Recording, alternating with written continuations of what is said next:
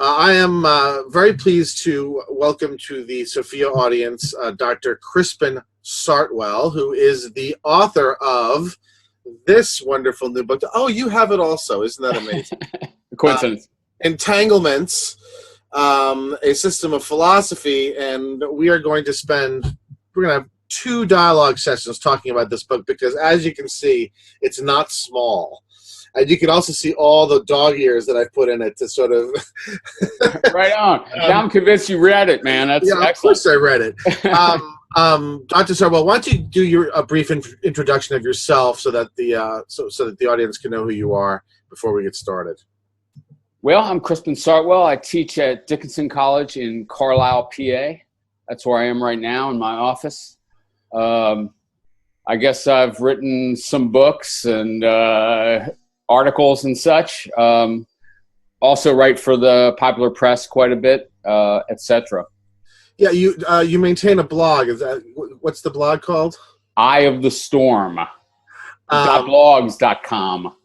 We will there's a link section, so we're going to have anything you want us to link to of yours, we can link to, as well as if there's stuff that comes up in the conversation that you have interesting links for, we can link to that also. Excellent. So I don't know Dr. Sartwell personally. However, when I was in graduate school, I used some of his work because you've done a lot of work in aesthetics, which is the field that I worked in. Yeah, that was my initial field, my dissertation and so on, and most of my early publications, I suppose. Now, was your advisor Richard Rorty? Yeah. So he did a dissertation with you in aesthetics? Yeah, it's. I guess it's. I wanted to work on Dewey's aesthetics, and that's really why I came to Virginia after my MA.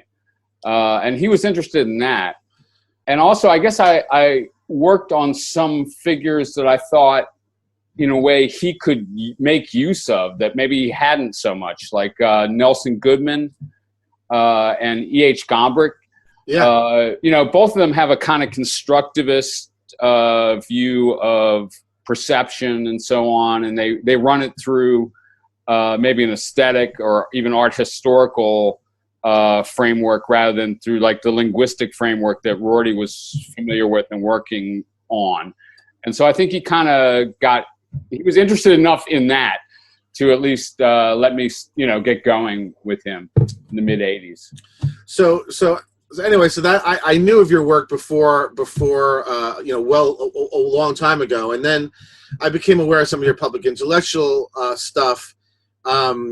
This is something we're going to get into in the second dialogue, which is the political stuff. But I was interested in your political writing in part because while I don't think you and I have the same orientation, I'm in your orbit. I'm certainly more libertarian than probably most of the people in philosophy are. I'm certainly not a social democrat sort of. I've been through phases like that, I guess. I've often voted libertarian, actually. Yeah, I know you're not one, but you're more like one than you are like a social democrat. It seems. Agreed. To me. But we're going to get to that in the politics section, which is awfully interesting. But today, what we're going to talk about is some of the more hardcore stuff. The more so we're going to talk about ontology and talk about epistemology today. But before we get to that, I want to start with just much more at a general level. It says on the cover, and after the main title, it says a system of philosophy, which means you're creating an entire system. You're not just writing in one area, you're not just writing about one subject. And given some of the influences that are in the book, I would think you would be anti-systems. So I was really interested in the book about your explanation of why you wanted to do an actual system, and also in this really interesting metaphor. And I guess maybe this will segue us over into the ontology about the threads and the knots and the threads. So maybe you could go ahead and talk about those two things by way of preliminary. Sure. I mean, it's true, right? And heroes that I whip out, or that run throughout the book are people like Kierkegaard, Thoreau, J.L. Austin, Blaise Pascal, These are not really systematizers, I suppose. No. And in fact, in many moments, such people pitted themselves. I mean, I should figure out some more. G.E. Moore, for example. Austin certainly was anti-systematic. That's for sure. Yeah. And if you look at Kierkegaard on Hegel, for instance, it's Hegel's systematicity is one of Kierkegaard's problems, one of many problems that Kierkegaard had with Hegel. And in my own training, which was basically hardcore analytic at Hopkins in my MA. Me too. Yeah. And then with Rorty. And neither of those are things that would. Rorty was very anti-systematic, especially towards in his later. The further he went, the less system. I mean, he was already somewhat anti-systematic in philosophy in the Mirror of Nature, but as he went on, he became even more and more anti-systematic. So. Right, or anti-philosophical in general. Yeah. So what? Why? Right. All right. Well, I guess from the time I was a kid, I sort of wanted to play in that space, where Kant played, where Hegel played. I mean, to take the thing at its largest scope, like really to try to address, the nature of the universe and the nature of value and all that. Like I had those ambitions, and I even have some sketches that I wrote of such things in high school, Wow, and you have these. I have some. Yeah, I have some blank books that I in high school as undergraduate. Awesome. Yeah, I mean they were terrible mistakes, really. I mean, but I don't know. I always wanted to play in that space. Now I got a lot of misgivings about it from these sources and others, But I was also working throughout that in a kind of reactionary mode.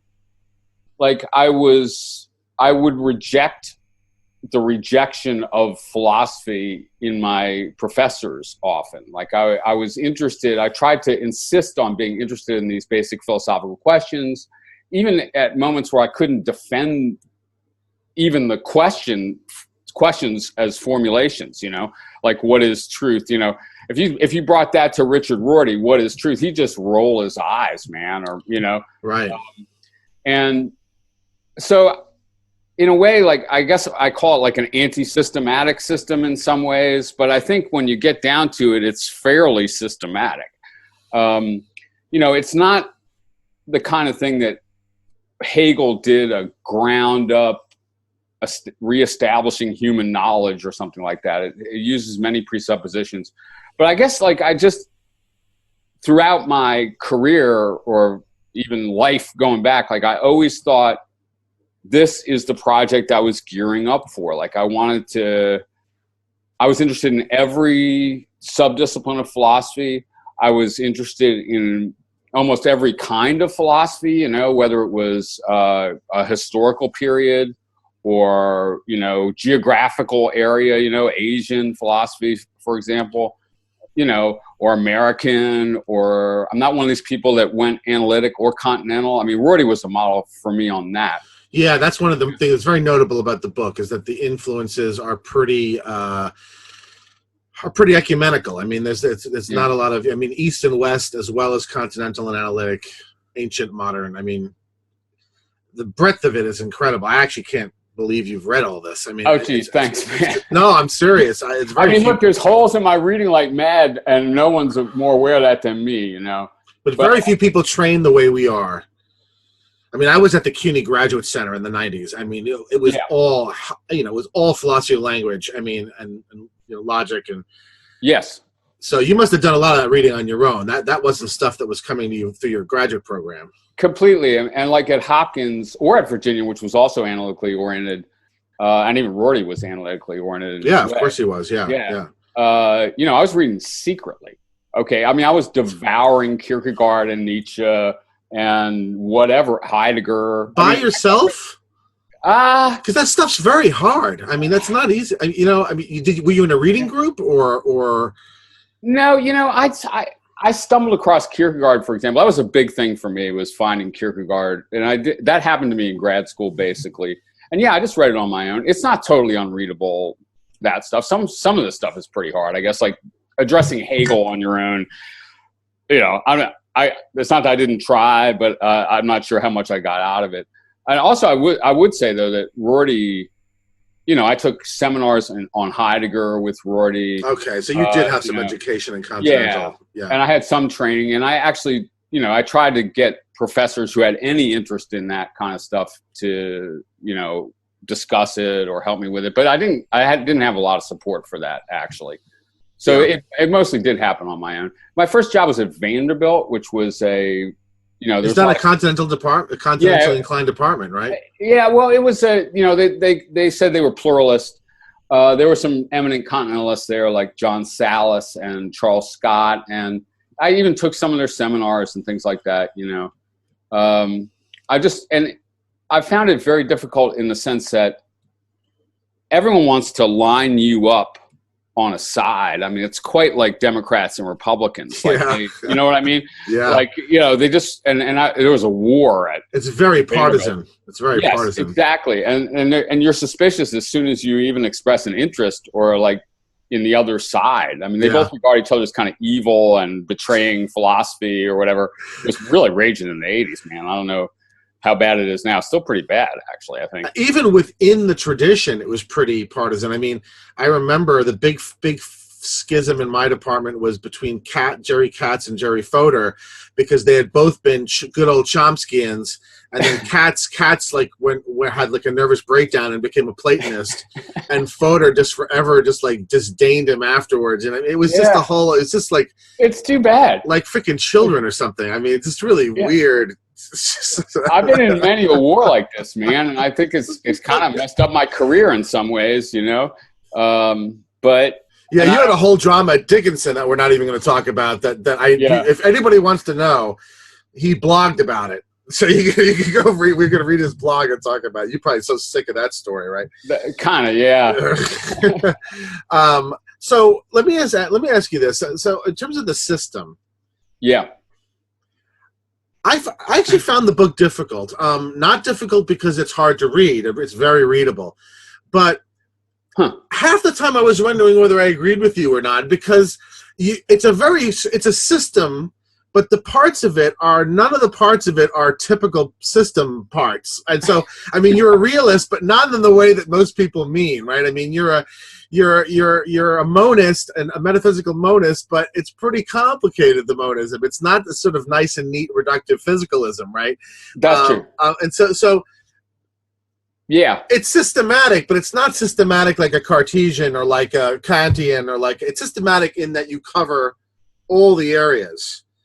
Right, and I hope that, the positions are interconnected in various ways, I mean, among other things, with this, kind of master metaphor of, as you say, knots and tangles. Yeah, I want you to get to that in a minute. Yeah. But, and I mean, this another feature of me, I think, is that I really don't accept most of the positions of most of the philosophers in history. Right. Like I hope it's fundamentally original. I mean, that's for sure. And I don't know, but it's not foundationalist in a Cartesian sense, that's for sure, or even like in a sort of Hegelian way. I mean, I guess a lot of people would regard it as basically the foundations are dogmatic, in the sense that, for example, I am really concerned to defend the existence and reality of the real world and so on. Yeah, that's something I want to push you on. And it's one of the places where I found the view subtle. I mean, it's like you're an anti-representationalist, but you're not a Wittgensteinian, right? And typically the later Wittgenstein is one of the paradigmatic anti-representational philosophies, the investigations, right? I mean, in terms of, and so I'm really interested to get out from you where you're, and I like the fact that you don't want to occupy map positions, right? You're like, okay, those people you use all these people, but you don't ultimately identify with anybody. It seems to me. Not. So I'm pretty close on Thoreau. I feel, but the people I identify with the most actually strike me as the least sort of standard philosophy, banner holders. I mean, that's what's really one of the really nice things about it. All right, so let's get to this thing with the threads, and so this ties into the beginning with the ontology, the metaphysics more generally.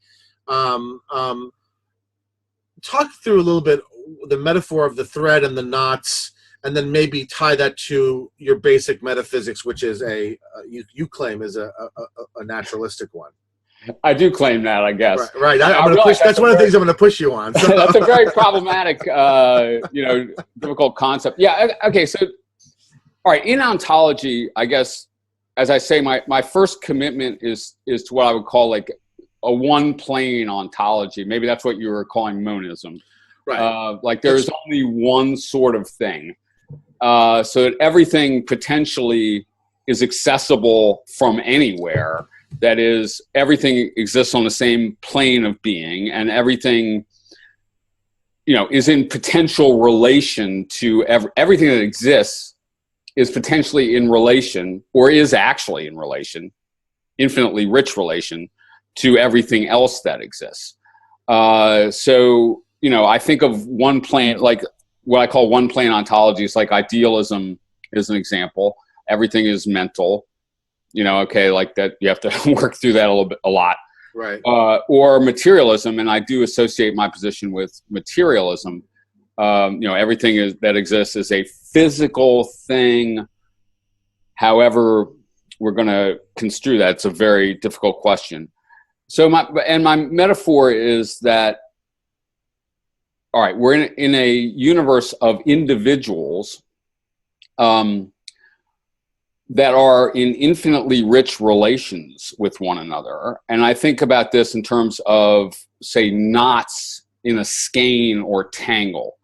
So an individual is, whether it's us or, is this cup or whatever. Here's two individuals. Yeah, exactly. Yeah. All right, so talk me through, use these, talk me through. Okay. So each of those things is in the metaphor is a knot within a physical reality in which everything is connected to everything else. But furthermore, I don't make individuals ontologically fundamental. Like I think of them by analogy to knots in a skein.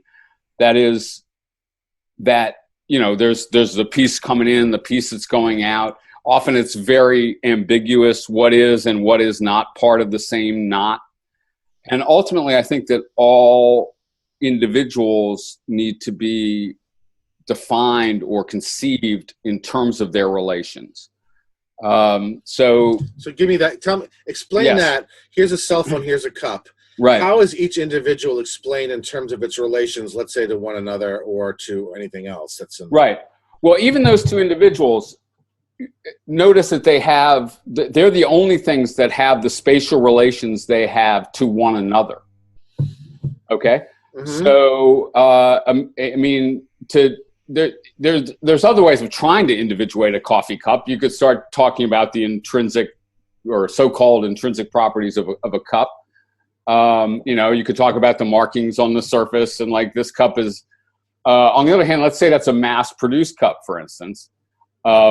It shares all those properties with thousands of cups, perhaps. Right. So an Aristotelian account of this cup, many of the so-called causes are going to be shared by its formal and even material causes are going to be shared by everything that's a cup, right? Right. Exactly. So in terms of distinguishing it as an individual, you think the specific relations of the things is what helps.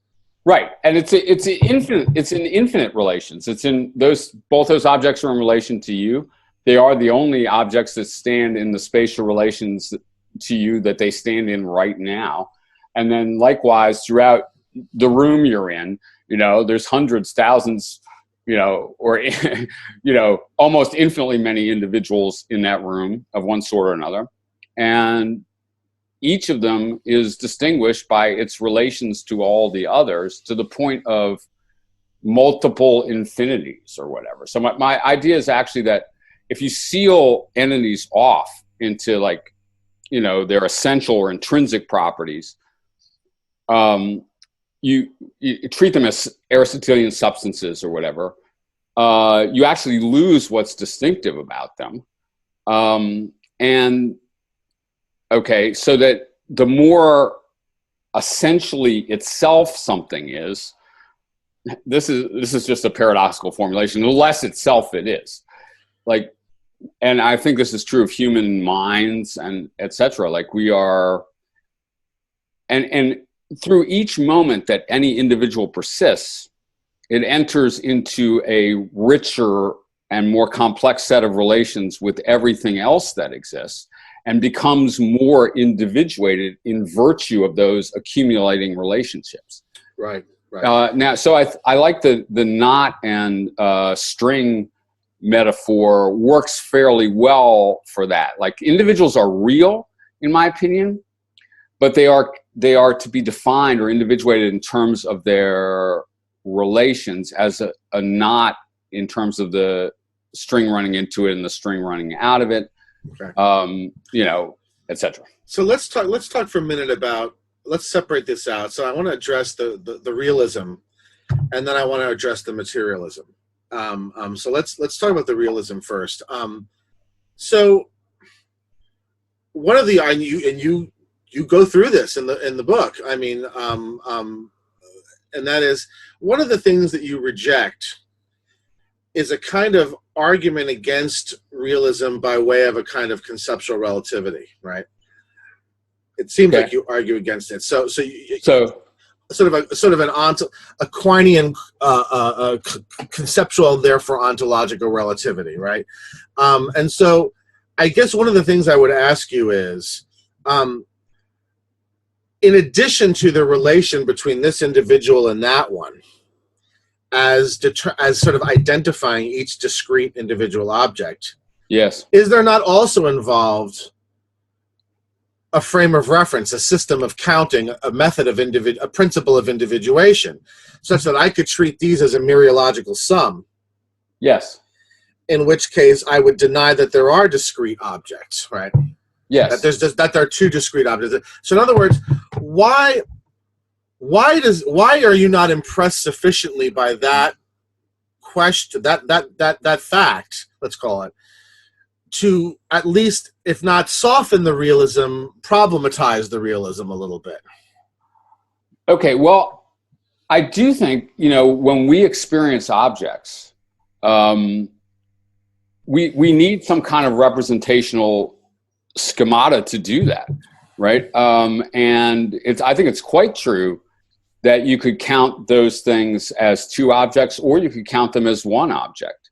And I think, like, for example, a tree could be an individual, or a tree could be a amazingly complex swarm of individuals. Right. Or a tree could be not even an individual. Right, part of a system. Part of a grove, part of a forest, okay? Yeah. And I do think, like, we would not really be able to experience the world without some such schema. Whether it's a linguistic structure or a kind of set of almost pictorial categories or so on, and such. On the other hand, I also think that those are representational schemes in general have to be responsive to the antecedent way the world is. Okay, that's interesting. So that's interesting. Yeah. Talk about that a little bit. So realism generally, and if you don't agree with this, please say so, but realism, I thought, was a view that has two parts. One is that the world exists independently of minds and frames of reference. Yes. And two, that there is a way the world is independently of minds and frames of reference. Now, the problem is that the second seems problematic. Right. And without the second, the first gives you a kind of Kantian nominalism, which also seems problematic. So how are you playing those problems? Right. Well, there is a way the world is, except that it's infinitely rich and complicated, and any representational schema is radically inadequate to it. So is the world all the ways? Yes. All the ways that it could potentially be represented is the way the world is. All the ways it could be accurately represented is the way the world is. But doesn't that kind of beg the question? If once you add accurate, doesn't that kind of mess it up? Well, it leaves you without solutions to certain problems, or it leaves you obliged to try to solve certain problems in another way or something like that. But look, I mean, I'll just start with a naturalistic picture of the world. All right. let's say that we evolved on this planet in an environment, all right? And basically, for example, our perceptual apparatus, and that might include our perceptual schemes or our representational schemes and so on, evolved fundamentally to help us, adjust to what's actually out there, all right? So, for example, I think, like, say, take the Kantian view that we, that space and time, as far as we can possibly know, let's say, are forms of our sensibility rather than, realities in the universe, right? Well, I think that's a profoundly anti-naturalistic. I mean, that view, I mean, it's completely incompatible with a kind of Darwinian picture of animal life or human life, for example. And I think that if we were creatures imposing things like space and time on the noumena or something, or whatever the hell there is or not, we'd just be extinct. Okay. Yeah. Like, we have to respond to the real world. That's what our perceptual apparatus is for. That's ultimately what our representational, it's at least one thing, or the fundamental thing that our representational schemata are for. So I mean, in general, I would say this about philosophy and the history of Western philosophy. It gives way, way too much credit to us. Like, we are not making this thing up. Okay? Yeah. But I mean, to be fair, don't you think, though, that, I mean, Kant in that sense was a sort of a corrective, though, to an excessively blank slate world, passive conception of perception, which we know from perceptual psychology is not true, right?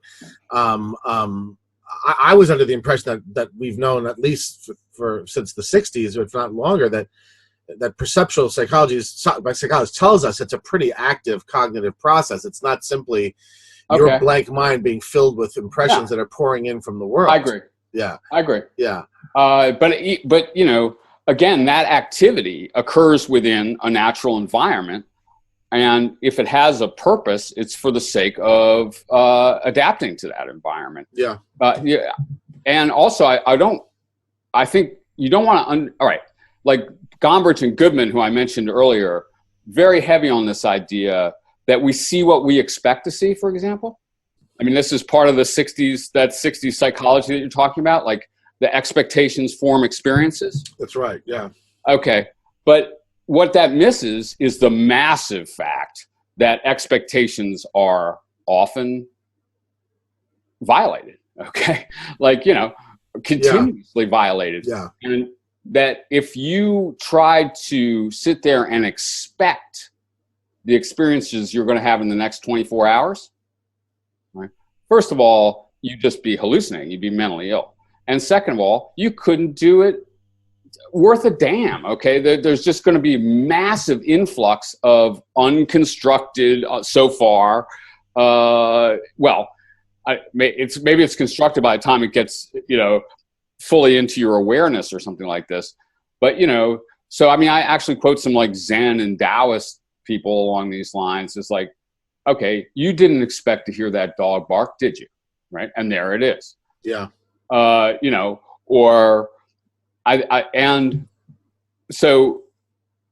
like I say, I think that we far overrate our own contribution to our own experience, and we far overrate often, and this is a kind of a illness in the history of Western philosophy, we overrate our constructive abilities with regard to the environment that we are experiencing. Yeah.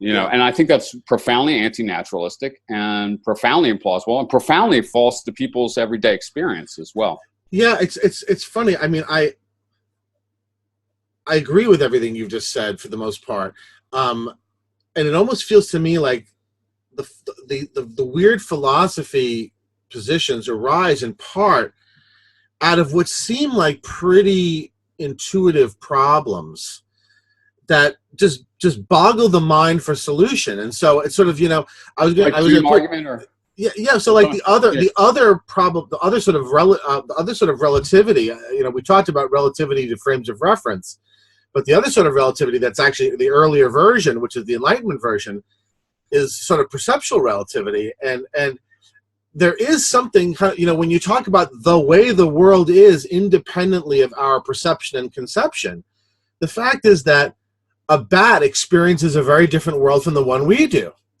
So when we meditate or reflect upon, he doesn't see the way we do, right? Right, but he experiences the same world. Right, but the first half of the second half of the realism, there is a way that world is, right? Well, that seems to be problematized by the fact that there's an awful lot of ways that the world appears, and how would you determine which one of those ways is the way the world actually is, right? That seems a fair question, right? Yeah, okay. Well, look, the way the world is, look, you're not going to be able to write it down or something like that.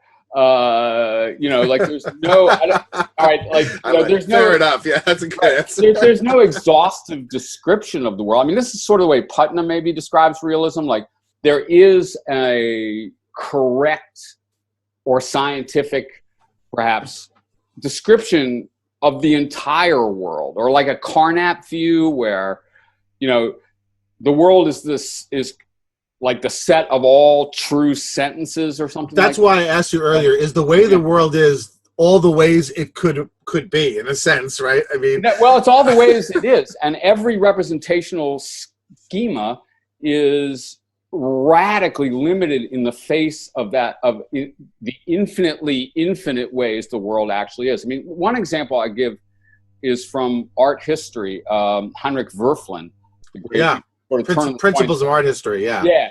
So painterly and linear. Yes, you talk about in the book. Yes. So please talk through that. That's a great example. Talk through that. Yeah. So maybe I should even dig up the passage, but so Wölfflin distinguishes Renaissance and Baroque art in part by the fact that Renaissance art is linear in orientation and Baroque is painterly.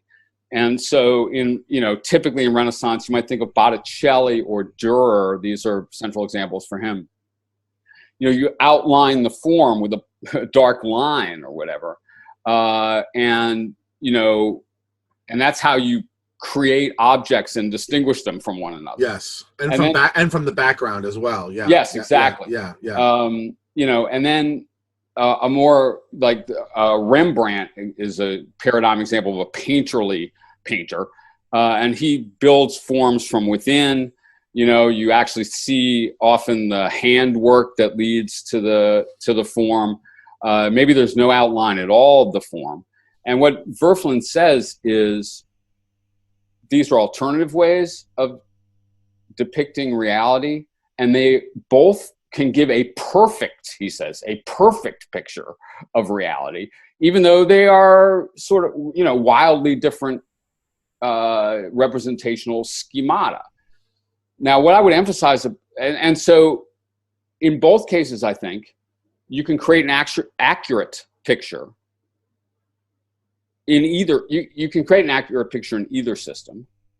And each will reveal aspects of reality, if that's the goal of the painter, say, that the other omits or occludes. All right, neither of them is false, and neither of them is enough to give you the whole truth. And then what I would further add to this, that Wölfflin, I think, doesn't sufficiently emphasize, is the continuity of these systems with one another and the comprehensibility of one to the people who experience it the other way, or the pain, like Rembrandt can understand Raphael, perfectly well. In fact, he's influenced by Raphael. Part of what he's doing perhaps is rejecting a Raphael linear schema. Yeah, right? You almost sound to me a little bit like Davidson and on the very idea of a conceptual scheme, where he says, look, if these different varying ways of looking at the world are not translatable into one another, there's no even reason for thinking it is a view of the world, right? True. Right. Yes. It almost sounds like you're saying, in a sense, look, to even call something an alternative way of looking at the world is to say that it is in some way translatable into the one that you're speaking from, right? Well, not necessarily. so the linear and parallel are comprehensible in terms of one another, you think? For one another, but you can't translate linear into parallel exactly. In a sense, though, you can, right? You could talk. That's why I said this in response to you saying that Rembrandt could be a rejection of certain elements of right. So the famous example with the easy translatability is Putnam's In Many Faces of Realism, his micro universe with the 3 balls, and how many balls are there? He says, and well, on one way of counting, there's 3. On another way of counting, there's 1. On another way, because of depending on whether you right. But now all these different ways are, in a sense, comprehensible in terms of the other ways, right? Well, they're at least compatible with one another. Yeah. Right. So the idea that a tree is one thing and the idea that a tree is many things, or that 3 balls are one thing and 3 balls are 3 things, those are not contradictory. Right. I mean, I would insist on that. Right. So, yeah. And so I don't think we're forced, and this is a difference maybe in my realism than some other versions. I don't think we're forced to decide questions like that. Is there only one thing? Yes. Are there 3 things? Yes. And there's not even a tension there, if you ask me, right? That's typical of our experience at all times. Is this room one thing, or is it, many, many things, all the objects? And the answer to that is yes. Yes, exactly. Yeah. And so this is a subtle, this is, if you think about this, a pretty hard position to articulate. So it's like, there is a way the world is. Yes. But there is no unique specification of it. But that's not a Kantian nominalism. Right, that's where right. It's like generic stuff, right? It's not that, right? Well, they're infinitely, the way the world is infinitely infinite. And all our resources for addressing it are excruciatingly finite. Yeah. Now, I also think that there could be false systems, right? Or systems that are just lead you. So how can a system be untrue to reality unless it is actually logically contradictory? Why, in other words, why does this not allow for the reality of fictionalist systems? Well, because such things don't exist, man. Yeah, but that's cheating. To say that's cheating.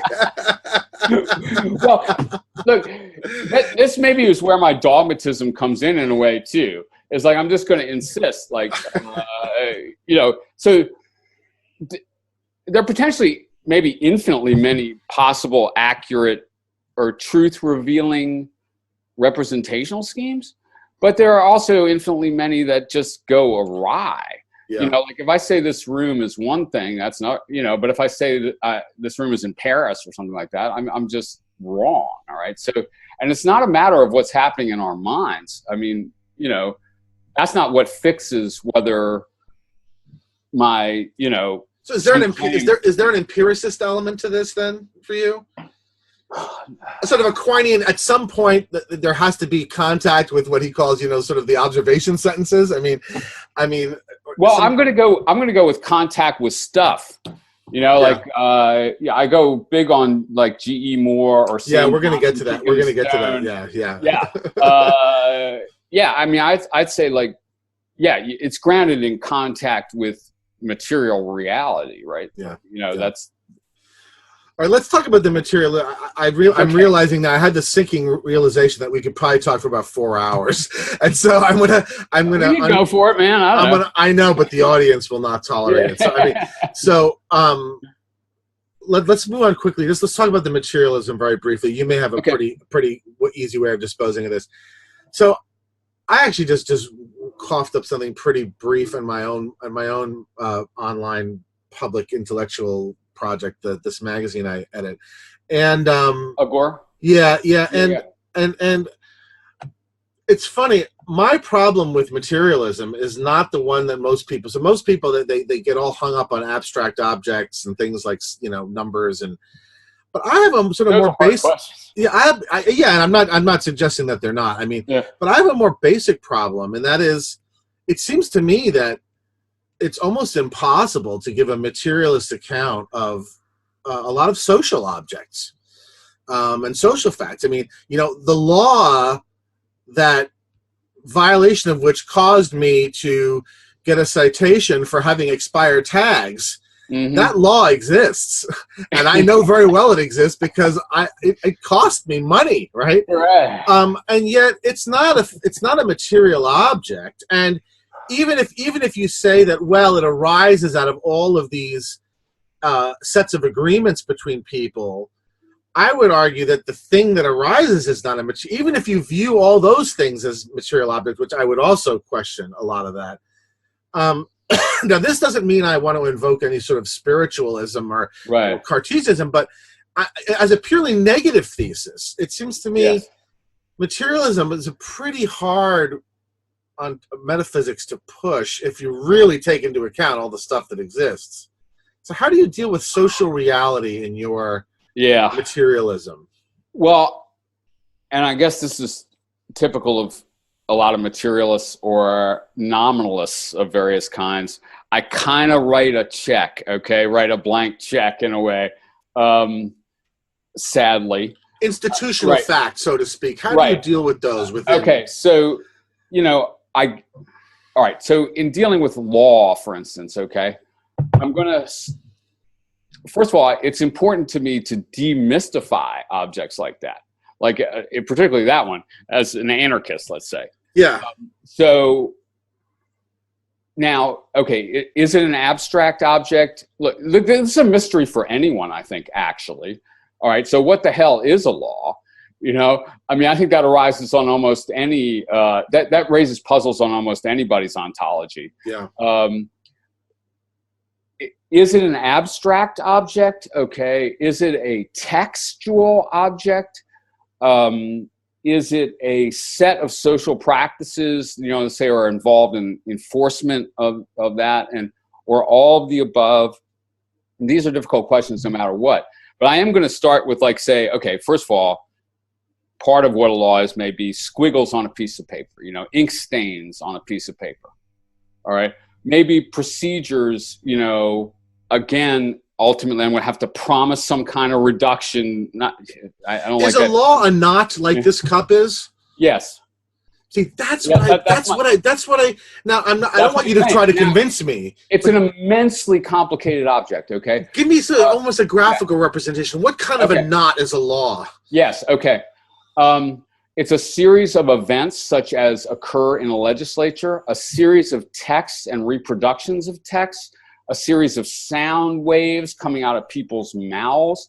It's an incredibly complex set of physical events, like where the cop pulls you over and says, son, blah, blah, blah, here's a ticket, it's your check that goes back, or whatever. I'm not sure what the exact limits of it are, but I realize that to say that it's a material object doesn't help very much, and all the work comes after that, and then also maybe a lot of people are not going to find that satisfactory, and that it leaves something's very difficult to to describe.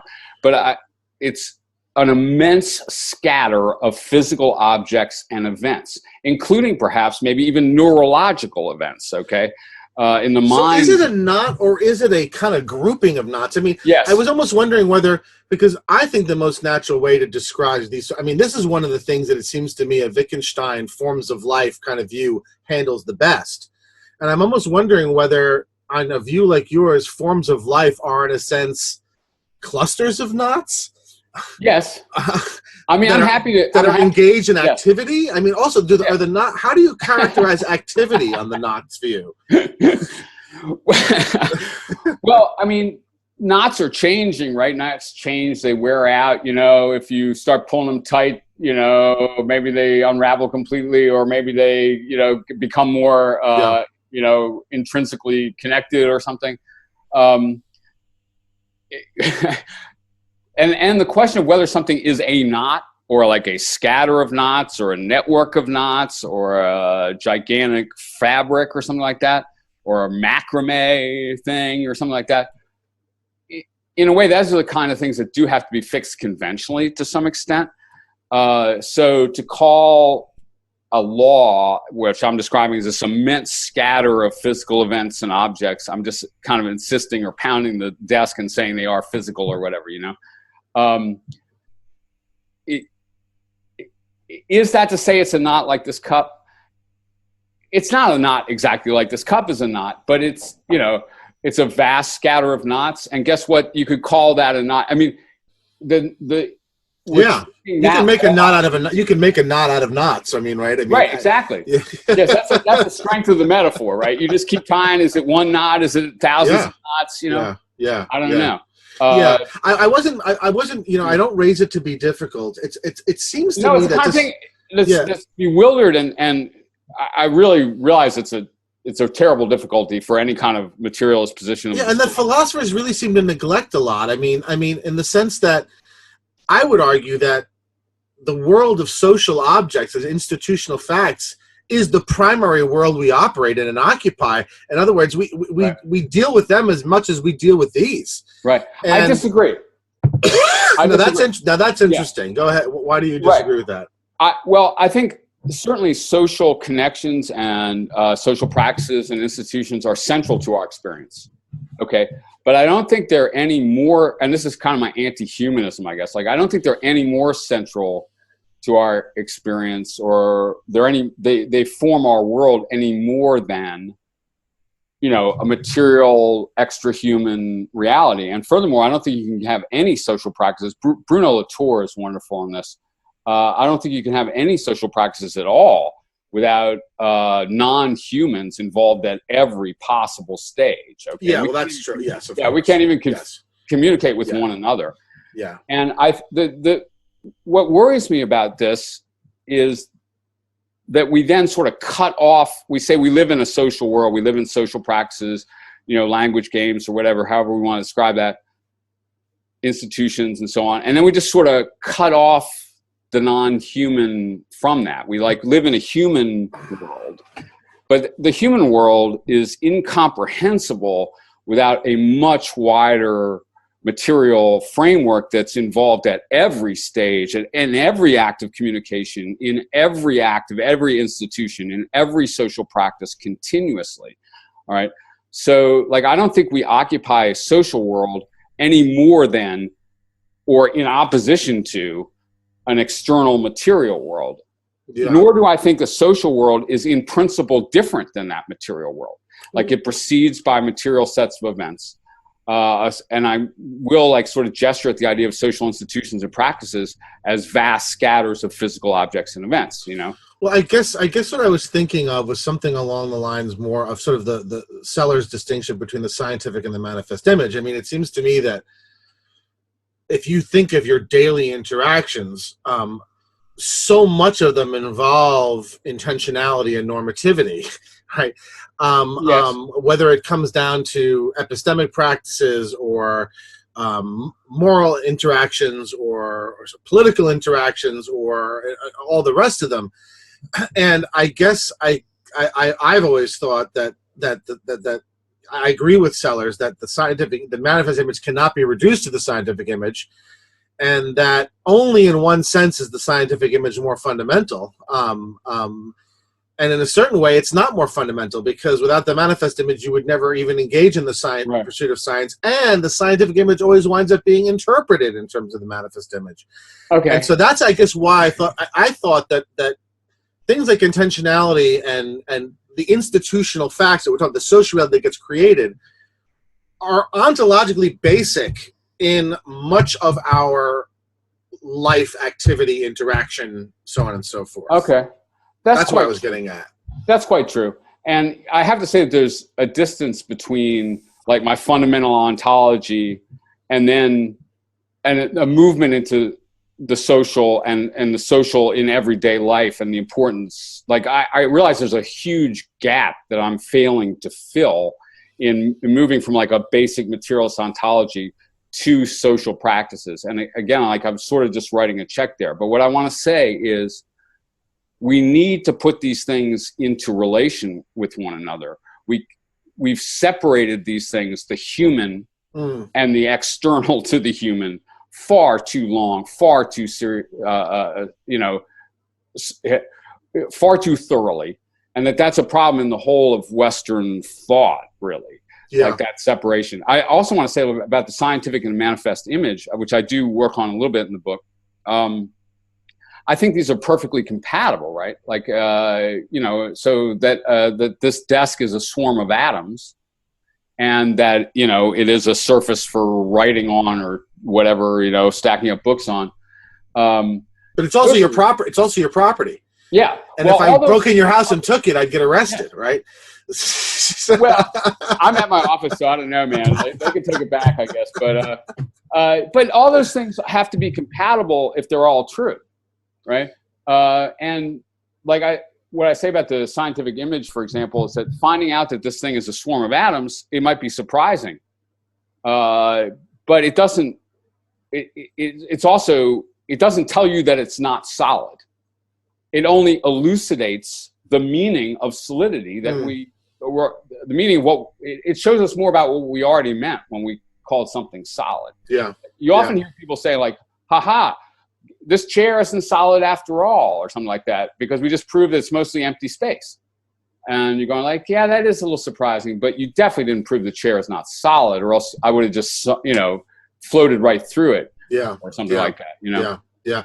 No, I appreciate your, it's interesting. On the one hand, you're right that certainly since the Enlightenment, there's been this kind of humanist turn in philosophy that tried to rewrite the world in terms of our representation of it. Yes. But I also profoundly incompatible with science. Yes. And I think that those are some really strong parts of the book when you sort of push that. But I guess in part my resistance to the materialism you're doing is in reaction to a more recent trend, probably since the Second World War, really, in analytic philosophy. This kind of, in my view, very crude, simplistic, reductive materialism, or eliminativist materialism that, to my mind, just completely runs, it's completely gives short shrift to the very rich social fabric we occupy. And then I agree. That you're just not going to give a neuroscientific account of. I'm sorry. Completely. I absolutely agree with that. And that's my instinctual reaction is against that. And maybe it just has to do that I was educated in a department that's so heavily oriented this way. Right. But when you say what you say, I see that too. It's like, yeah, of course there's an overly humanist bent to the way we're doing metaphysics. And so, yeah. But it was an important cure for, and I take a lot of that, like, sort of social constructionism very seriously. I know you do. Yeah, in the book you do. Yeah, I got it from a dose of it from Rorty, but also in Wittgenstein or, Foucault or people like that. And I don't want to neglect that. And I'm hoping that it is compatible with an underlying materialism that is nothing, I guess, like this reductive materialism. Like, so I don't think that, like Higgs bosons are more real than lamps, right. Or that it's worthwhile to reduce a lamp to Higgs bosons. Right. Not any more than it is to reduce, Higgs bosons to, a whole bunch of Higgs bosons to a lamp or something like that. Right. But this, right. I don't know. So let's do epistemology. Okay. On our tour of this vast and fascinating book that you've written. I have to say also, I don't know how one does a project like this. I mean, is this like accumulation, or was this out of? I mean, have you been accumulating this, or because I couldn't even know how to set about a task like writing something like this?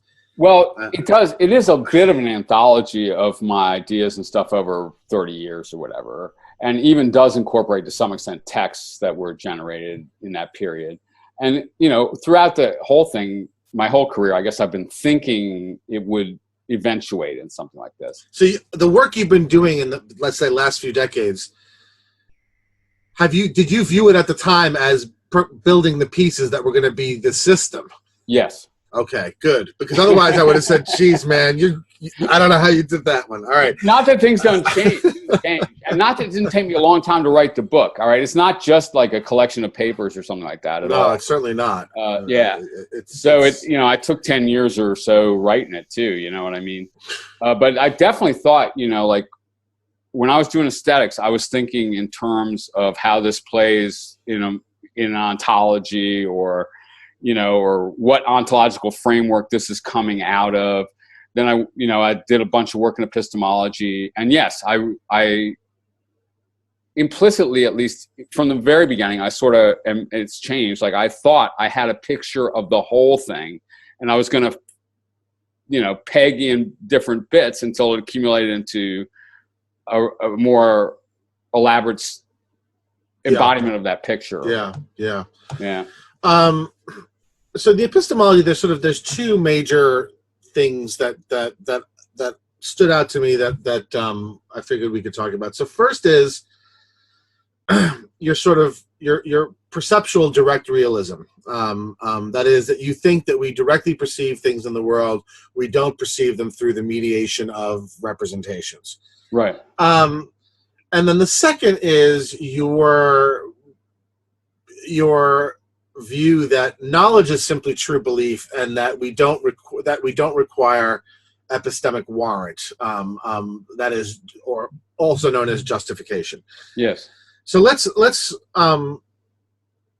go through both of those. Okay. But let's start with the direct realism. Why don't you state a little bit what your view is and how you came to it? The main road to it, so to speak, because you came to it from a lot of things, but the main road to it. Well, okay, so even when I got to grad school at Hopkins in the early 80s, I was referring to myself as a bonehead realist. Like I'm here to defend the real world, man, from every encroachment. Like, the real world is real, man. It's real, baby. It's real. Right. Every time any philosophy professor or text seemed to eat into that or qualify it, I'd go into my bonehead realist thing. Now, and when I got to Rorty, I spent years arguing about this with Rorty. Okay. And when I started out, I was a representational realist. All right. In other words, and my dissertation was basically on realism in painting. And my goal was, I'm going to show you that pictures can be realistic. Some pictures more closely resemble what they are pictures of than others. And then I was going to pull back into theory of perception and tell you, guess what? We have, there can be realistic pictures of this real world. And Rorty destroyed me on this. I mean, he just year after year showed me this wasn't going to work out. Well, didn't you know he was going to? This is the guy who wrote Philosophy in the Mirror of Nature, for God's sake. I never had a lot of respect for anybody in a way. I definitely, walked into Rorty's office all right, I'm your equal, and I'm here to kick your ass too. Yeah. And I got my ass kicked. Okay, I thought if you could show that Vermeer was more realistic than a Picasso, that would be a good start or something. But no, it didn't work out at all. So, and then it took me years after that of reflection to come to a view. Okay, I'm going to have to abandon, as Rorty did in his own way, this representational picture of mine completely. That's where the problem is arising. That's where we lost the world. Yeah. Okay. And so, I've slowly been trying to come up with a different version. I guess I would say, okay, I could say that perception for me is not making pictures in the mind or something like that. Perception ought to be understood fundamentally on the model of ingestion or respiration. Dude, that's fascinating. You describe perceptual modalities as holes in the body that the physical world enters into. Yes, which exactly. is which struck me as vaguely dirty somehow. But but given what I knew of your work, I figured it was on purpose, right? Well, it wasn't an accident, I say Every time I see something, I'm getting fucked, right? It's just exactly. Or I've definitely tried the sex metaphor.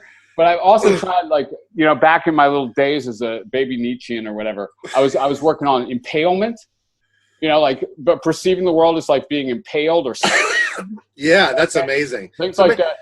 Yeah. So talk about that a little bit, not so metaphorically. In what way is perception more like being penetrated, all joking aside, as opposed to making a picture. Yes. Okay.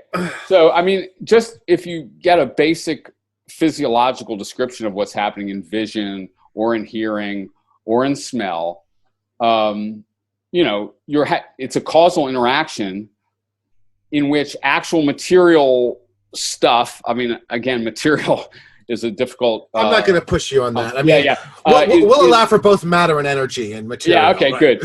Right. So, right, you got you know, so you got light reflecting off an object, and you got holes in your face. And, you know, the light is waving into those holes and then setting off a series of processes in your body. All right. Yeah. And that whole event is the event of perception. And you're ceasing to be distinct at every moment from the things you are perceiving.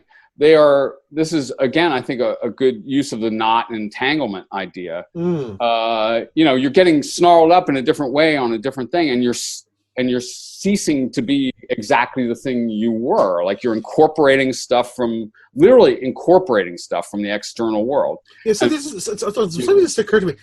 Are you, in a sense, almost a Spinozist?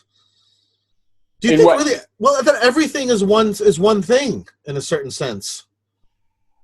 Yes, and because what you just said really sounded like that almost. Yes. Like that.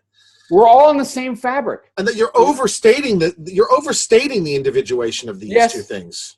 I want to melt it typically down, but I don't want to deny that there are individuals that I exist, for example, but I exist as a set of relations and interactions, and I exist. In my existence, I'm being continuously compromised, continuously penetrated, you know, continuously. Stuff is falling away from, is ceasing to be part of me and becoming part of me. Like it's a very volatile process, and I'm definitely not distinct from my environment in a million ways that are accumulating continuously. And that's what it's like to be a human being, like in perception of the world, not like sitting there watching a screen of images or whatever, you know? And I think that's really where so I'm rejecting the representational theory of mind, not exactly the way Rorty does, not exactly the way Wittgenstein does either. No, not at all. Yeah. I mean, Wittgenstein's rejection of it is basically on the basis of the private language argument. I mean, and yours is... Which is not a bad argument. No, it's very good, but I mean, yours is... I don't think I've heard it anywhere else. This strikes me as completely original. Thanks. It's sort of my basic idea in a lot of ways. Yeah, no, and it's... it makes you realize, I mean, this is not original, and that is that a lot of people have said one of the reasons we've had so much trouble with perception is that the damned Enlightenment philosophers fixated upon the visual modality. True. If you used smell, you'd never make this mistake because they're actual particles of the thing enter your freaking nose. Yes, exactly. You don't make a picture. Right. And the same thing with tactile sensation. There's a much more obvious way in which you're being penetrated and affected, right? Yes. Changed physically. The visual modality is actually the worst one to sort of focus on, right? But it's not. But it's actually the same kind. But you're right. It's no different. Yeah. Once you get it right? I mean, I think so. Yeah. And I guess if we didn't have, you know, it's visual representation that most easily leads you into the representation mistake, the picture. Right. Perception is making pictures. Yes. Of course. Yes. And then it doesn't work very well for the other sense modalities. No. I mean, I guess I think that the move in the 20th century was away from pictures and into language. You know, which is better. Right. It's better in a number of ways, especially because it does recognize the centrality of the social, you know, and communication among people. You know, so in Wittgenstein, for example, is a fine example of that, but also in Heidegger, or, you know, or even Mead or Dewey, you know. Yeah. What I like is, I mean, yours it's very metaphorical, but I like the way, because you can be penetrated in so many ways that you can even account for the social impact on the visual or audio perception, because they're all penetrating us, right? Exactly. Yes. I mean, and this is what's really gone. This is another thing that's gone wrong with the Western tradition. Like you really see it in Leibniz or something. is like the sealing up of consciousness and like almost defending yourself. Like, I am a real thing. I am an independent thing. I am one thing. Okay. But I don't think so, man. Like, we are like a community of things, or like and we're constantly being compromised. And it's a damn good thing too. Like, so we're not like these little egos, or, hang out in isolation, or monads or whatever. I mean, I think that the basic Leibnizian monad is Leibniz, like he's defending the integrity, singleness of himself. Yeah. Descartes too, in his way. And I think we got to let that go, man. Like, I don't think I think I am myself in virtue of the ways I'm being continuously compromised. Yeah. And that's typical of all entities in the universe, in a way. Yeah. No, I think that's great. I mean, thanks. I've always resisted this. I've always had a problem with this almost notion, like, the mind is like a box and there's things in it, and like, it just, this whole, and you are like, speaking of Fodor and stuff. Yeah, that's what it is. But I mean, and then all it does is produce problems that you then can't get out of. Absolutely. One thing that's sort of interesting, though, is that, and I'm looking forward to when we do the second dialogue, that we get to like the politics and stuff, because so much of what you do on that end seems so ruggedly individualistic. True. And yet, in your basic metaphysics, everything you've been emphasizing is interconnectedness. Yes. And I'm wondering is that paradoxical, or is there a story that's going to get told that's going to link these two things together? There is a story. Yes, I hope there's a story. I want there to be a story. You're like, there better be a story. And I'm going to make it up, man, over the weekend. But next week, right? You're going to make it. No, I mean, I love the American Transcendentalists on this, Thoreau and Emerson, so that, they are rugged individualists, the ruggedest, but they're also so into the self in relation.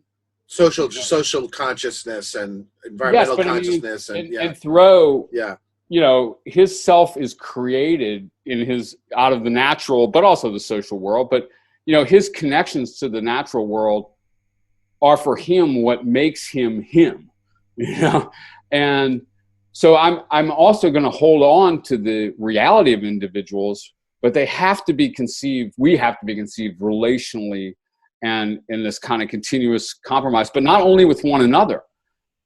I'm kind of a fairly loner type of person. I live very rural and stuff like this. And I feel like my relation to the environment near my house is just as real and just as, and significant to me as my human relationships are almost, or that sounds really fucked up. All right. No, I don't think so. You feel very little discontinuity between. So if you're in an urban environment, an urban social environment, a lot of people say in New York or my girlfriend lives in Philly. Like, I'm down there a lot. So you don't feel a great discontinuity between that experience and then being out at your house, out in the middle of a huge space. It feels differently. It feels different, but I don't feel that I feel I exist in both contexts, and I exist relationally in both contexts. But that doesn't relieve me of the burden of individuality or the burden of being myself.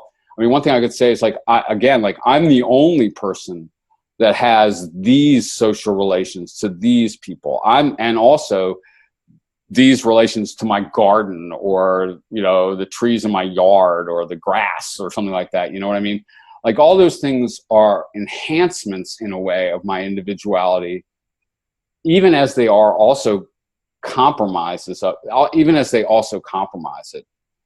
And I don't want to front load it because we're going to have a full dialogue on this, but it sounds to me, I mean, I liked one of your expressions when you talk about, your belief in sort of a very rigorous liberty, is that we've got to unleash individuals. We've got to, let them go out and see what they're going to do. Right. I mean, and that's not inconsistent with those individuals being created out of complex relationships to others. Definitely.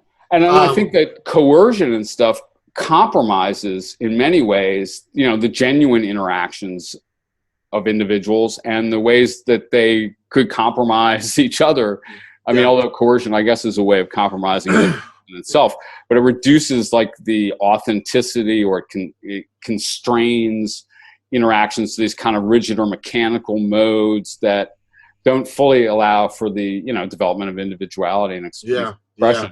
And so don't allow for the full development of the social. Yeah. I actually thought that one could take your view in these areas and very much apply the sort of reasoning that Mill gives it on liberty to it. I love that book. Yeah. But we will like I said, we'll talk about that next time. Let's talk a little bit about as a last thing, let's talk about justification and warrant.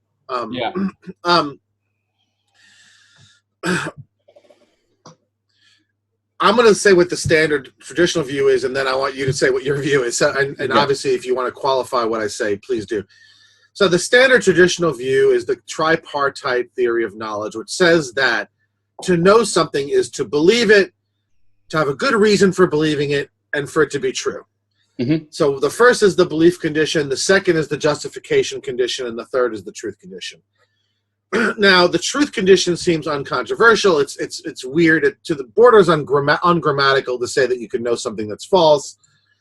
The belief people do deny it, though. Yeah, I know, but or they melt truth into justification is what they do. Yeah. The belief condition some people have tried to reject. One could argue that Ryle rejects it. That behaviorists reject it, depending on what you mean by the belief part. Yes. But it's really the justification part that's been the most troublesome. People have done the most work on.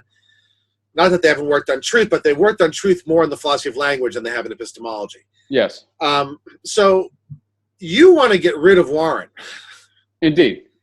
So maybe talk a little bit about why you want to get rid of justification as part of the conditions for knowing something. And then maybe a little bit about what view you're left with when you do get rid of warrant. Okay, well, I mean, in part, I think it goes with this sort of anti-representationalism or anti-cognitivism that we were just talking about. So my interactions with the world, by which I come to know things about the world, are not fundamentally representational or cognitive on my account. So I have this direct perception view, or however we want to describe that. So this is one way of thinking about this. I know the world continuously of necessity in virtue of being a creature in the world, and being responsive to the world. Whereas I think that this sort of justificationist picture of knowledge, which maybe derives ultimately from Plato or something,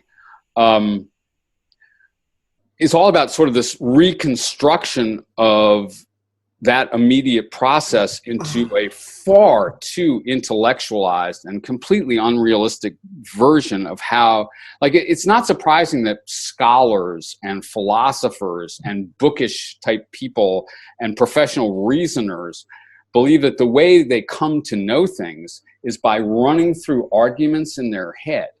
But I don't think that's the way we come to know most of what we come to know. I mean, examples I use, say, from J.L. Austin, right? I mean, Austin is really great on these kinds of issues, I think. Like when you say, look, a pig, there's a pig, and a pig's right in front of you, and you're both looking at it squarely. That's a situation in which it's inappropriate to demand a justification. And it would be appropriate to reject or waive off the demand for justification as showing that it's a condition on knowing. Okay, so let's stick with that example for 1 second. So I don't want to anymore. Is what you're saying that obviously the reason I believe there's a pig is because I see it? Yeah. Is what you're denying that we should take the seeing of it as a reason for believing it? Yeah, I think it's not that that's completely inaccurate or something like that, or that sounds crazy. It's that in general, we don't sit there reconstructing our experience into a series of sentences or arguments or justifications. Right. Seeing the pig doesn't strike me immediately as a reason. seeing the pig would have to be reconstructed into some kind of linguistic item, right, in order to function as a reason in like a course of argument or in a justificatory activity. But that's just not how human beings operate in general. Now, the thing is, like, it's not that I eliminate rationality or giving reasons or something as a totally, illegitimate activity or something like that. I treat justification in general as the attempt to show that the conceptual conditions on knowledge have been met. That is, in general, justification is activity that attempts to show that what you believe is true. Okay?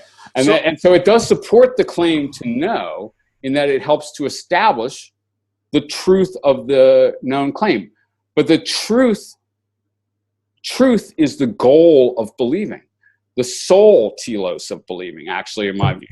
And you've done as well as you can do with regard to any target claim, or if you believe it and it's true, okay? And then justification is a way of perhaps sort of ex post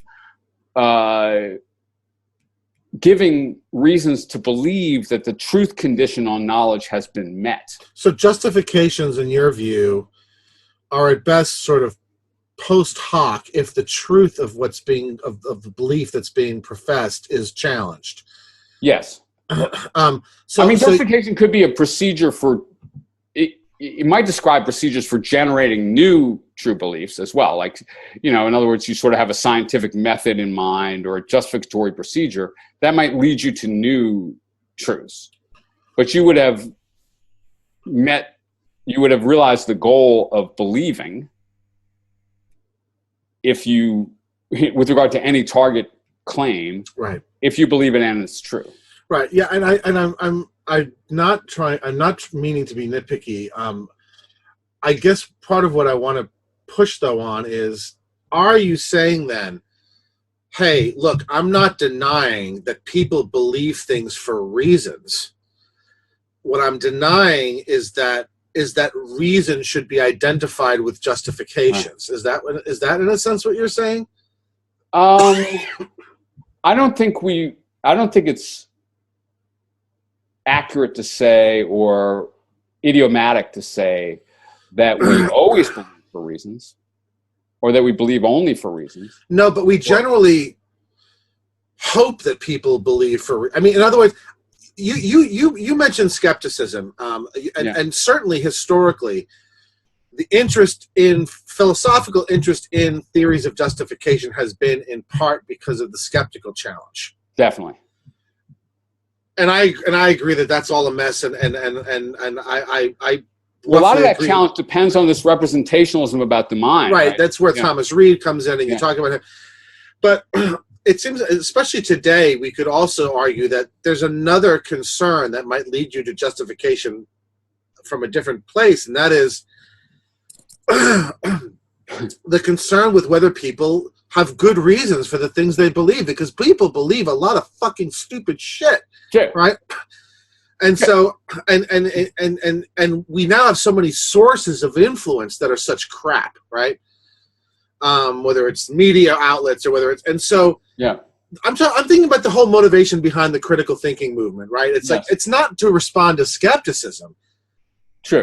It's because of, in a sense of the sort of the Walter Lippmann universe that we come to live in, where where so much of our beliefs are attempted to be manipulated by corporations, by governments, by people, and you have to ask, what are your actual reasons, right? Well, that's do you think that's a different question and a different conception of reason than the philosophical? That's what I'm trying to get at. Okay, I'm very worried about that second problem. Yeah, I'm not worried about skepticism at all. Right. But I'm worried about people believing stuff for shitty reasons. Yes. Well, but I would also, I get worried about epistemological imperialism in this regard too. Explain. So what I would say is, like, for example, say climate change, okay? Mm-hmm. You get to the point where, first of all, you're dividing groups by who believes what and how, and actually most of both groups are believing on sheer authority, as a matter of fact, okay? And you're delegitimizing, whole regions of the country, right, genders, races, income groups, and so on the basis of what? Some kind of like strict scientism or something like this? Yeah. So you're speaking to sort of this counter tendency. Yes. To epistemically reject people in politics, right? Yes. So it's like, all those people who voted for Trump, they voted for bad reasons. They voted for bad reasons. Right. I agree and with guess you. What? Yeah. They think that, that people voted for Clinton for bad reasons. No, I agree. I'm not saying it's all equal. Yeah. But I'm also saying that I have deep suspicions when, the legitimating justificatory activities are conceived by dominant groups as disqualifying other groups. Yeah. And I also think that the scientism and stuff of the left right now is really kind of absurd, man. Yeah, I agree with like that. they're going to hit you with, do you accept science? Right. Well, no. Yeah. No, I don't. And that would be unscientific to do that. I don't really know what that even means. But completely, I'm committed to the truth. Like, I think we need to get to the truth. And whatever procedures lead to that are the good procedures. And whatever procedures lead you away from that are the bad procedures. And, so I wouldn't, if you're engaged in a whole big conspiracy theory world or something like that, I think there are very clear ways to, or there are ways to critique that. But I'm also worried about structures of epistemic power. And I mean, especially as they're playing right now. Because that sounds very Foucaultian of you. Yeah, yes, Foucault's a hero of mine, actually. Precisely. Yeah. I actually like him the best, probably, of most of the Continentals. Me too. The archaeology of the human sciences is pretty amazing. Discipline and Punish is great. Yeah. And that's about knowledge and power, So, and I agree with you about all that. I there's a kind of cheat. Look, I'm a classical liberal. If you ask me what my sort of political orientation is,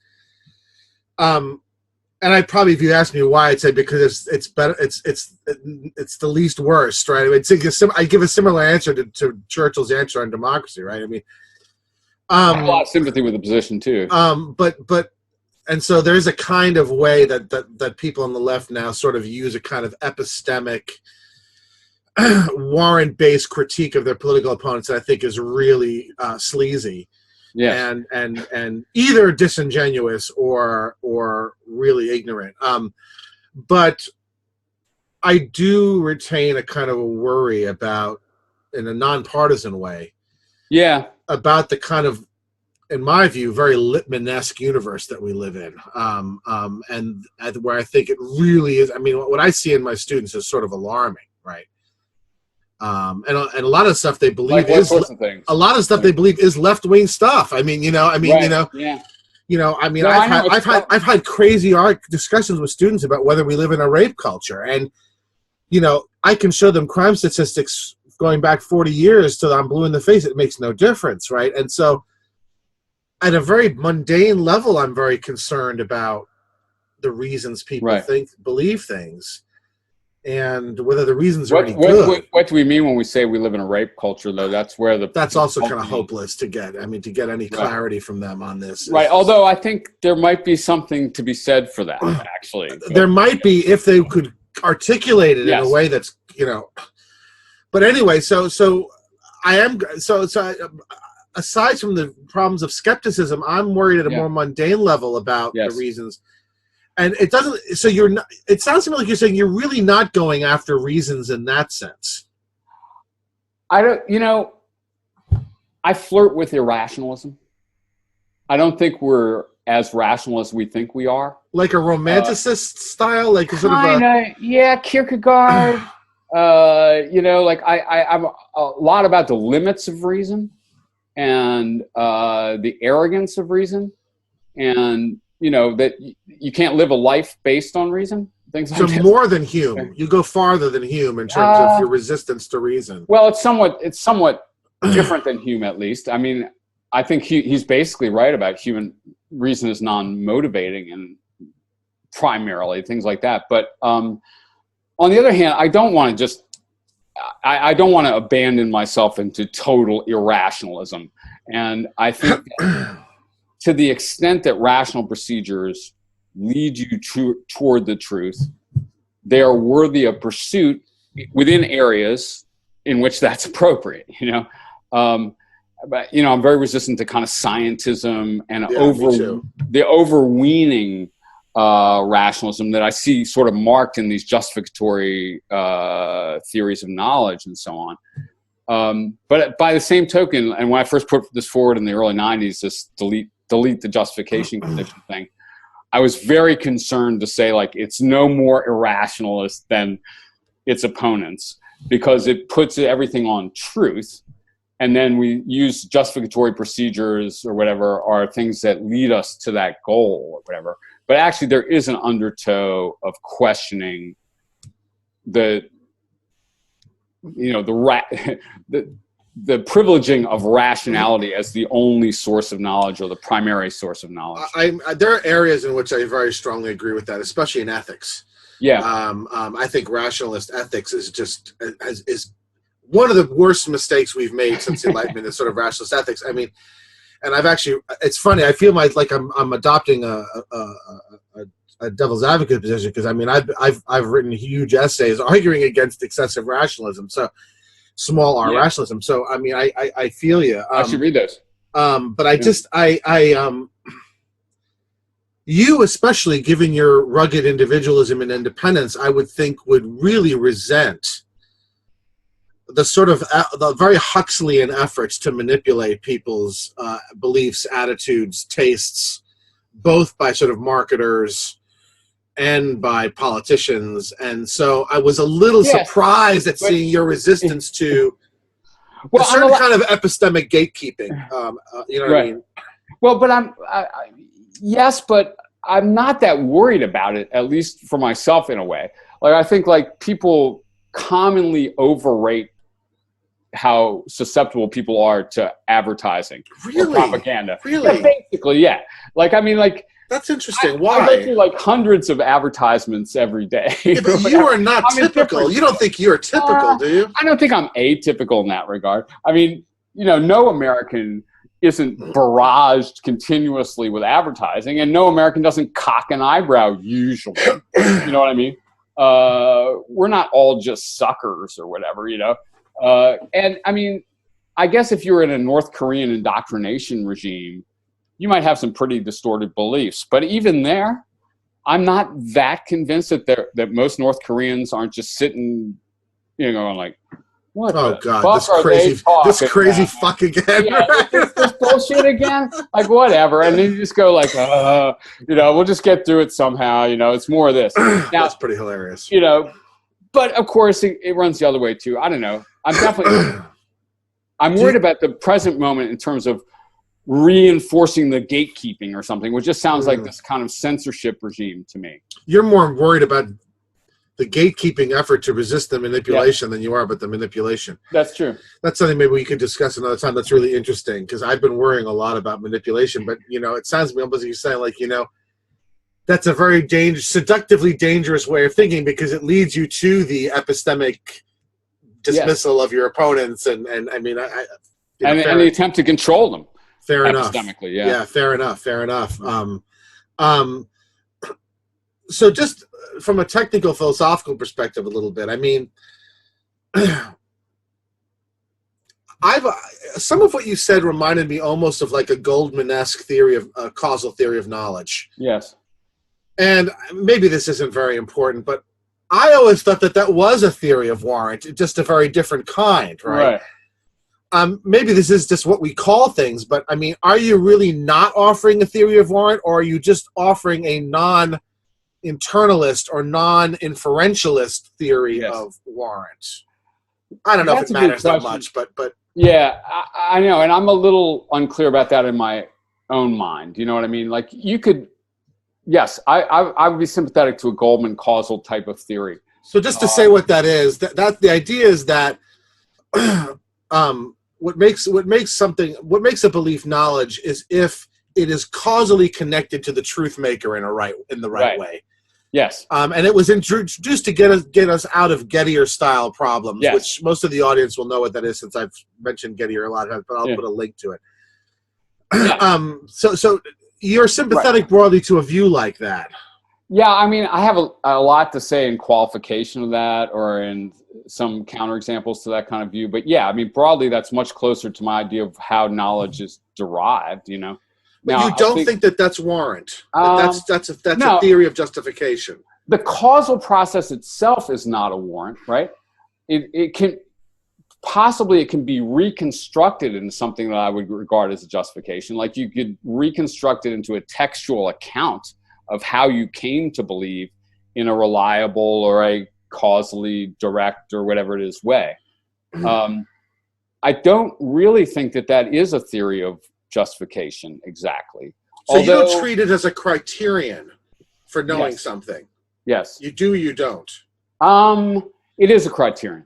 Because if it's a criterion for knowing something, then that's a theory of justification, isn't it? All right, so if I'm wondering whether you know something or not, I might press you for your reasons, okay? Even if I have my theory of knowledge. And I might use the fact that you give good reasons as a, like an indication that you do know. Okay, but it's not one of the conceptual conditions on knowing. So you don't think it's a criterion. In order for S to know P, it's not a criterion that S be properly causally connected to P. No, okay. I don't think so. Well, look, it depends on what we mean by criterion. One use of the term criterion is like something much more loose than a conceptual condition. So like you say, it's a criterion for something being gold, that it yields a certain taste when bitten.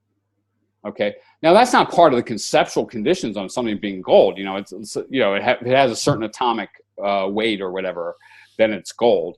And if you had different taste buds, or someone else might taste something different or whatever.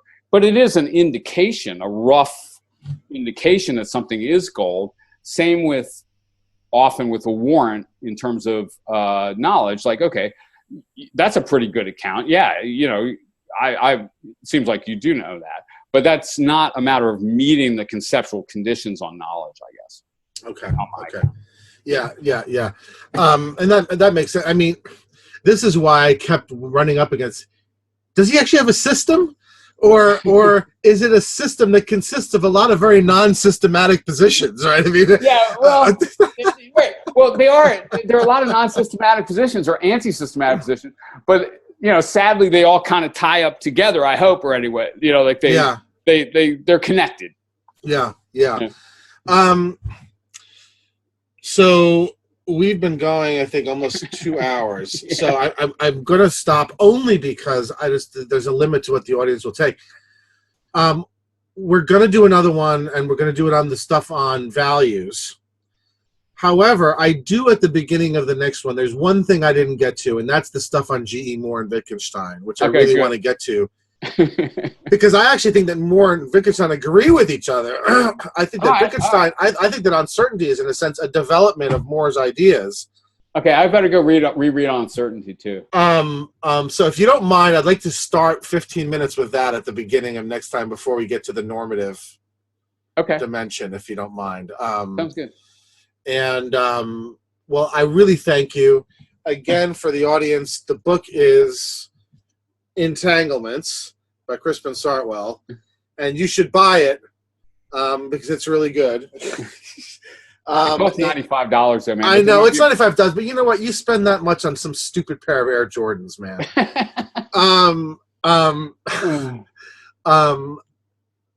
When we hang up this call, you and I will figure out when we're going to do the next one. All right, good. So thank you very much. I enjoyed it, man. This was good. I love it. I love doing these. Cool. And so I can see why. It's fun. It comes through. Let's say goodbye to the audience, and then we'll see you all next time. All right.